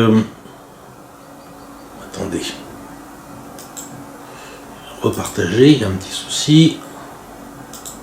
Si vous m'y autorisez, les gens qui enverront un mail sur le mail événement, je leur répondrai en leur donnant les adresses que j'ai notées. Voilà, c'est ici. Je bouge ça pour que vous ayez accès, si possible, à tout. Je ne sais pas trop comment faire. Voilà, comme ça, je pense. Hein. Voilà, c'est sur... je vais essayer de reprendre cette conférence et de la monter un petit peu, enfin, il n'y aura pas beaucoup de montage, mais enfin, j'enlèverai juste les parties du début techniques, pour la mettre à votre disposition, gratuitement bien entendu, sur la chaîne YouTube. Cette chaîne, vous en avez le lien ici, hein, elle s'appelle Sinomédia Éric Marié, vous pouvez la trouver facilement, je pense qu'il y en a qui la connaissent déjà, s'ils ont déjà vu, et si vous voulez être informé du moment où ça sortira, vous allez sur cette chaîne, vous regardez n'importe quelle vidéo, il y en aura bien une qui devrait vous intéresser, et vous pouvez même vous abonner directement, comme ça vous serez prévenu quand elle sera mise en ligne. Voilà. Hein. Super, merci beaucoup. Et puis autrement, n'hésitez pas, si vous pouvez utiliser ces liens comme vous le souhaitez. Je suis vraiment extrêmement désolé de ne pas pouvoir répondre à toutes les questions qui ont été posées, soit oralement, soit par le biais du fil de discussion, hein, mais nous sommes ensemble depuis bientôt 2 heures, et je pense que certains d'entre vous sont aussi impatients d'aller se restaurer. Et, donc en tout cas, je vous remercie encore de votre attention, de votre intérêt tel qu'il apparaît à travers les questions et les réponses, et puis je remercie encore une fois la FAEMC de son invitation et de l'organisation, de toute l'organisation technique qui est derrière cette petite rencontre. Et je vous souhaite donc à toutes et à tous une bonne soirée et le meilleur dans le prolongement de vos études et de vos pratiques. Merci. Merci beaucoup, M. Marié. Merci à tous d'avoir été là ce soir. On se retrouve pour une prochaine conférence le 16 avril avec Florence Reclus, et ce sera sur une initiation à la diététique chinoise. Voilà. Merci à tous, merci M. Marié et bonne soirée. Au revoir, bonne soirée. Au revoir.